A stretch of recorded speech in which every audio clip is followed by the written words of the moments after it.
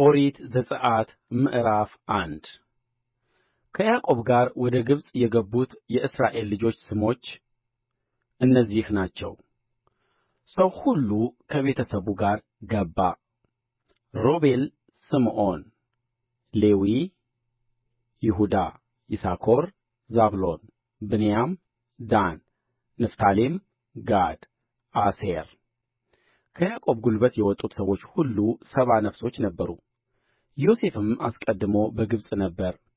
ዮሴፍም ሞተ፣ ወንድሞቹም ያም ትውልድ ሁሉ የእስራኤልም ልጆች አፈሩ፣ እጅግም በዙ፣ ተባዙም፣ እጅግም ጸኑ፣ ምድሪቱም በእነርሱ ሞላች። በግብፅም ዮሴፍን ያላወቀ አዲስ ንጉሥ ተነሣ። እርሱም ሕዝቡን እነሆ የእስራኤል ልጆች ሕዝብ ከእኛ ይልቅ በዝተዋል በርትተውማል። እንዳይበዙ ሰልፍም በተነሳብን ጊዜ ጠላቶቻችንን አግዘው እንዳይወጉን ከምድሪቱም እንዳይወጡ ኑ እንጠበብባቸው አለ። በብርቱ ሥራም ያስጨንቋቸው ዘንድ ግብር አስገባሪዎችን ሾመባቸው። ለፈርዖንም ፊቶምንና ራምሴን ጽኑ ከተሞች አድርገው ሠሩ። ነገር ግን እንዳስጨነቋቸውም መጠን እንዲሁ በዙ፣ እጅግም ጸኑ።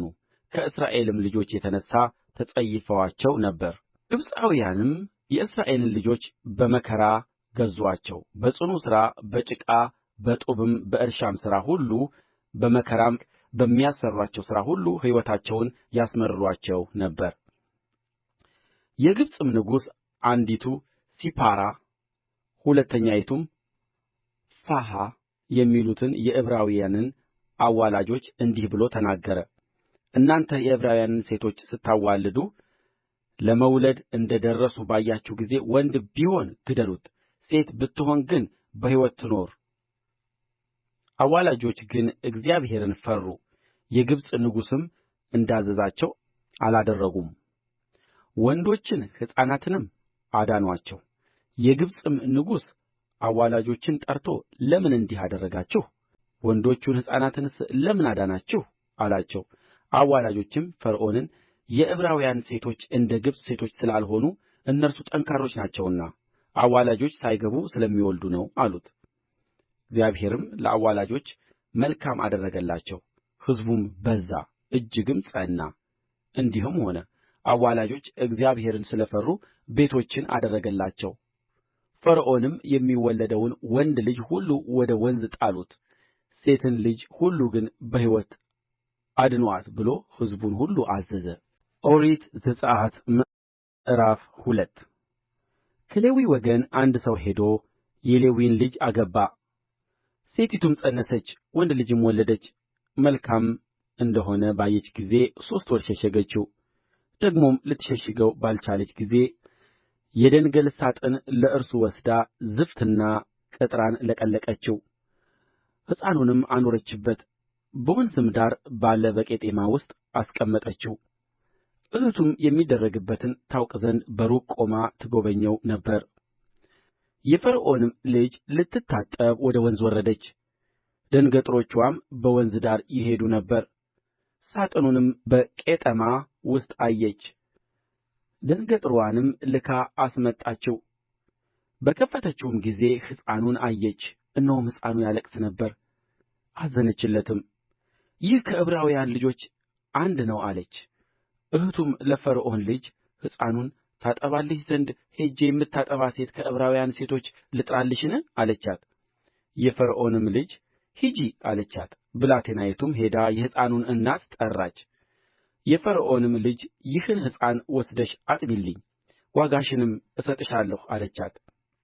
ሴቲቱም ሕፃኑን ወስዳ አጠባችው። ሕፃኑም አደገ፣ ወደ ፈርዖንም ልጅ ዘንድ አመጣችው፣ ለእርስዋም ልጅ ሆነላት። እኔ ከውኃ አውጥቼዋለሁና ስትልም ስሙን ሙሴ ብላ ጠራችው። በዚያም ወራት እንዲህ ሆነ፣ ሙሴ ጎበዝ በሆነ ጊዜ ወደ ወንድሞቹ ወጣ፣ የሥራቸውንም መከራ ተመለከተ። የግብፅም ሰው የወንድሞቹን የዕብራውያንን ሰው ሲመታ አየ። ወዲህና ወዲያም ተመለከተ፣ ማንንም አላየም። ግብፃዊውንም ገደለ፣ በአሸዋም ውስጥ ሸሸገው። በሁለተኛውም ቀን ወጣ፣ ሁለቱም የዕብራውያን ሰዎች ሲጣሉ አየ። በዳዩንም ለምን ባልንጀራህን ትመታዋለህ አለው። ያም በእኛ ላይ አንተን አለቃ ወይስ ዳኛ ማን አደረገህ? ወይስ ግብፃዊውን እንደ ገደልኸው ልትገድለኝ ትሻለህን? አለው። ሙሴም በእውነት ይህ ነገር ታውቆአል ብሎ ፈራ። ፈርዖንም ይህን ነገር በሰማ ጊዜ ሙሴን ሊገድለው ፈለገ። ሙሴ ግን ከፈርዖን ፊት ኰበለለ፣ በምድያምም ምድር ተቀመጠ፣ በውኃም ጕድጓድ አጠገብ ዐረፈ። ለምድያምም ካህን 7 ሴቶች ልጆች ነበሩት። እነርሱም መጥተው ውኃ ቀዱ፣ የአባታቸውንም በጎች ሊያጠጡ የውኃውንም ገንዳ ሞሉ። እረኞችም መጥተው ገፉአቸው። ሙሴ ግን ተነሥቶ ረዳቸው፣ በጎቻቸውንም አጠጣላቸው። ወደ አባታቸውም ወደ ራጉኤልም በመጡ ጊዜ ስለ ምን ዛሬ ፈጥናችሁ መጣችሁ አላቸው። እነርሱም አንድ የግብፅ ሰው ከእረኞች እጅ አዳነን፣ ደግሞም ቀዳልን፣ በጎቻችንንም አጠጣ አሉት። ልጆቹንም እርሱ ወዴት ነው? ለምንስ ያንን ሰው ተዋችሁት? ጥሩት፣ እንጀራም ይብላ አላቸው። ሙሴም ከዚያ ሰው ጋር ሊቀመጥ ወደደ። ልጁንም ሲፓራን ለሙሴ ሚስት ትሆነው ዘንድ ሰጠው። ወንድ ልጅም ወለደች። በሌላ ምድር መጻተኛ ነኝ ሲል ስሙን ጌርሳም ብሎ ጠራው። ከዚያም ከብዙ ቀን በኋላ እንዲህ ሆነ፣ የግብፅ ንጉሥ ሞተ። የእስራኤልም ልጆች ከባርነት የተነሣ አለቀሱ ጮኹም። ስለ ባርነታቸውም ጩኸታቸው ወደ እግዚአብሔር ወጣ። እግዚአብሔርም የልቅሶአቸውን ድምፅ ሰማ። እግዚአብሔርም ከአብርሃምና ከይስሐቅ ከያዕቆብም ጋር ያደረገውን ቃል ኪዳን አሰበ። እግዚአብሔርም የእስራኤልን ልጆች አየ፣ እግዚአብሔርም በእነርሱ ያለውን ነገር አወቀ። ኦሪት ዘጽአት ምዕራፍ 3 ሙሴም የዮቶርን የአማቱን የምድያምን ካህን በጎች ይጠብቅ ነበር። ወደ ምድረ በዳ ዳርቻም በጎቹን ነዳ። ወደ እግዚአብሔርም ተራራ ወደ ኮሬብ መጣ። የእግዚአብሔርም መልአክ በእሳት ነበልባል በእሾህ ቍጥቋጦ መካከል ታየው። እነሆም ቍጥቋጦው በእሳት ሲነድድ ቍጥቋጦውም ሳይቃጠል አየ። ሙሴም ልሂድና ቍጥቋጦው ስለ ምን አልተቃጠለም? ይህን ታላቅ ራእይ ልይ አለ። እግዚአብሔር እርሱ ይመለከት ዘንድ እንደ መጣ ባየ ጊዜ እግዚአብሔር ከቍጥቋጦው ውስጥ እርሱን ጠርቶ ሙሴ ሙሴ ሆይ አለ። እርሱም እነሆኝ አለ። ወደዚህ አትቅረብ፣ አንተ የቆምህባት ስፍራ የተቀደሰች መሬት ናትና ጫማህን ከእግርህ አውጣ አለው። ደግሞም እኔ የአባትህ አምላክ የአብርሃም አምላክ የይስሐቅም አምላክ የያዕቆብም አምላክ ነኝ አለው። ሙሴም ወደ እግዚአብሔር ያይ ዘንድ ፈርቶአልና ፊቱን ሸፈነ። እግዚአብሔርም አለ፣ በግብፅ ያለውን የሕዝቤን መከራ በእውነት አየሁ። ከአስገባሪዎቻቸውም የተነሣ ጩኸታቸውን ሰማሁ፣ ሥቃያቸውንም አውቄአለሁ። ከግብፃውያንም እጅ አድናቸው ዘንድ ከዚህችም አገር ወተትና ማር ወደምታፈስሰው አገር ወደ ሰፊይቱና ወደ መልካሚቱ አገር ወደ ከነዓናውያንም ወደ ኬጢያውያንም ወደ አሞራውያንም ወደ ፌርዛውያንም ወደ ኤዊያውያንም ወደ ኢያቡሳውያንም ስፍራ አወጣቸው ዘንድ ወረድሁ። አሁንም እነሆ የእስራኤል ልጆች ጩኸት ወደ እኔ ወጣ፣ ግብፃውያንም የሚያደርጉባቸውን ግፍ ደግሞ አየሁ። አሁንም ና ሕዝቤን የእስራኤልን ልጆች ከግብፅ ታወጣ ዘንድ ወደ ፈርዖን እልክሃለሁ። ሙሴም እግዚአብሔርን ወደ ፈርዖን የምሄድ የእስራኤልንም ልጆች ከግብፅ የማወጣ እኔ ማን ነኝ አለው። እርሱም በእውነት እኔ ከአንተ ጋር እሆናለሁ፣ እኔም እንደ ላክሁህ ምልክትህ ይህ ነው። ሕዝቡን ከግብፅ ባወጣህ ጊዜ በዚህ ተራራ ላይ ለእግዚአብሔር ትገዛላችሁ አለ። ሙሴም እግዚአብሔርን እነሆ እኔ ወደ እስራኤል ልጆች በመጣሁ ጊዜ የአባቶቻችሁ አምላክ ወደ እናንተ ላከኝ፣ ስሙስ ማን ነው ባሉኝ ጊዜ ምን እላቸዋለሁ አለው። እግዚአብሔርም ሙሴን ያለና የሚኖር እኔ ነኝ አለው። እንዲህ ለእስራኤል ልጆች ያለና የሚኖር ወደ እናንተ ላከኝ ትላለህ አለው። እግዚአብሔርም ደግሞ ሙሴን አለው፣ ለእስራኤል ልጆች እንዲህ ትላለህ፣ የአባቶቻችሁ አምላክ የአብርሃም አምላክ የይስሐቅ አምላክ የያዕቆብ አምላክ እግዚአብሔር ወደ እናንተ ላከኝ።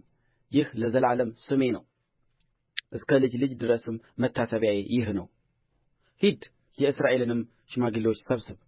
እግዚአብሔር የአባቶቻችሁ አምላክ የአብርሃም የይስሐቅ የያዕቆብ አምላክ መጐብኘትን ጐበኘኋችሁ፣ በግብፅም የሚደረግባችሁን አየሁ።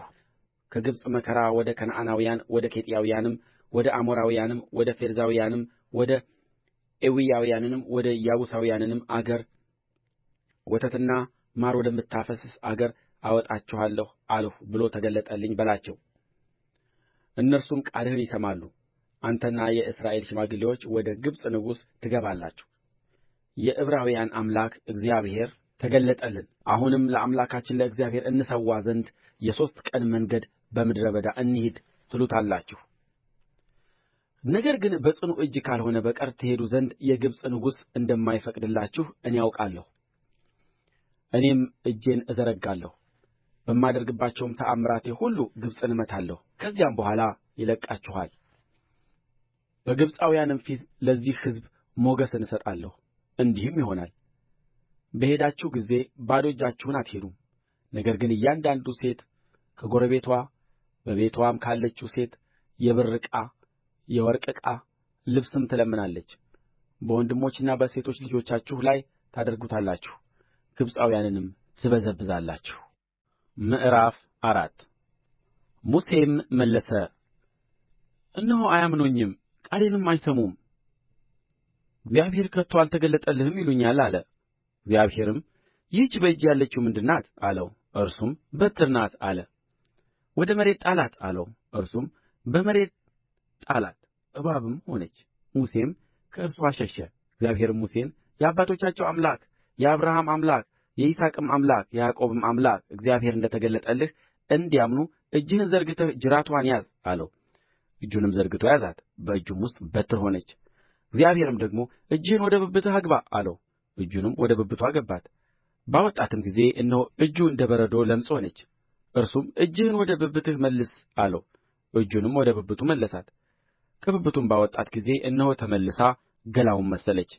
ደግሞም አለው፣ እንዲህም ይሆናል ባያምኑህ የፊተኛይቱንም ምልክት ነገር ባይሰሙ የሁለተኛይቱን ምልክት ነገር ያምናሉ። እንዲህም ይሆናል እነዚህን 2 ምልክቶች ባያምኑ ቃልህን ባይሰሙ ከወንዙ ውኃን ውሰድ፣ በደረቁም መሬት ላይ አፍስሰው። ከወንዙም የወሰድኸው ውኃ በደረቁ መሬት ላይ ደም ይሆናል። ሙሴም እግዚአብሔርን ጌታ ሆይ እኔ አፌ ኰልታፋ ምላሴም ጸያፍ የሆነ ሰው ነኝ። ከትናንት ወዲያ ባሪያህንም ከተናገርኸኝ ጀምሮ አፈ ትብ ሰው አይደለሁም። እግዚአብሔርም የሰውን አፍ የፈጠረ ማን ነው? ዲዳስ ደንቆሮስ የሚያይስ ዕውርስ ያደረገ ማን ነው? እኔ እግዚአብሔር አይደለሁምን? እንግዲህ አሁን ሂድ፣ እኔም ከአፍህ ጋር እሆናለሁ፣ የምትናገረውንም አስተምርሃለሁ አለው። እርሱም ጌታ ሆይ በምትልከው ሰው እጅ ትልክ ዘንድ እለምንሃለሁ አለ። የእግዚአብሔርም ቍጣ በሙሴ ላይ ነደደ፣ እንዲህም አለ፣ ሌዋዊ ወንድምህ አሮን አለ አይደለምን? እርሱ ደህና እንዲናገር አውቃለሁ። እነሆም ደግሞ ሊገናኝህ ይመጣል። ባየህም ጊዜ በልቡ ደስ ይለዋል። አንተም ትነግረዋለህ፣ ቃሉንም በአፉ ታደርገዋለህ። እኔ ከአፍህና ከአፉ ጋር እሆናለሁ፣ የምታደርጉትንም አስተምራችኋለሁ። እርሱ ስለ አንተ ከሕዝቡ ጋር ይናገራል። እንዲህም ይሆናል እርሱ አፍ ይሆንሃል፣ አንተም በእግዚአብሔር ፋንታ ትሆንለታለህ። ይህችንም ተአምራት የምታደርግበትን በትር በእጅህ ይዘሃት ሂድ። ሙሴም ሄደ፣ ወደ አማቱ ወደ ዮቶር ተመለሰ።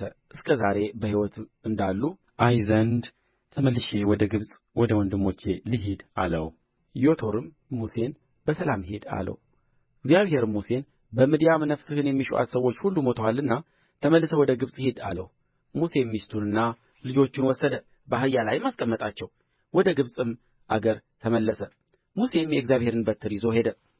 እግዚአብሔርም ሙሴን አለው፣ ወደ ግብፅ ስትመለስ በእጅህ ያደረግሁትን ተአምራት ሁሉ በፈርዖን ፊት ታደርገው ዘንድ ተመልከት።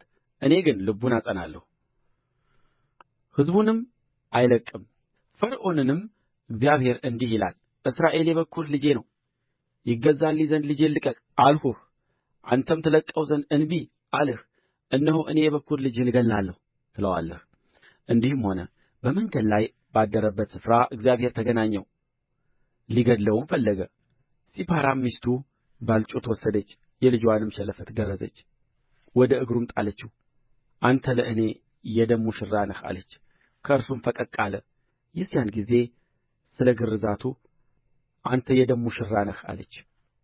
እግዚአብሔርም አሮንን ሄደህ በምድረ በዳ ሙሴን ተገናኘው አለው። ሄዶም በእግዚአብሔር ተራራ ተገናኘው፣ ሳመውም። ሙሴም እግዚአብሔር በእርሱ ዘንድ የላከውን ቃል ሁሉ ያዘዘውንም ተአምራት ሁሉ ለአሮን ነገረው። ሙሴና አሮንም ሄዱ፣ የእስራኤልንም ልጆች ሽማግሌዎች ሁሉ ሰበሰቡ። አሮንም እግዚአብሔር ለሙሴ የነገረውን ቃል ሁሉ ተናገረ፣ ተአምራቱንም በሕዝቡ ፊት አደረገ። ሕዝቡም አመኑ። እግዚአብሔርም የእስራኤልን ልጆች እንደ ጐበኘ ጭንቀታቸውንም እንዳየ በሰማ ጊዜ አጎነበሱ፣ ሰገዱም።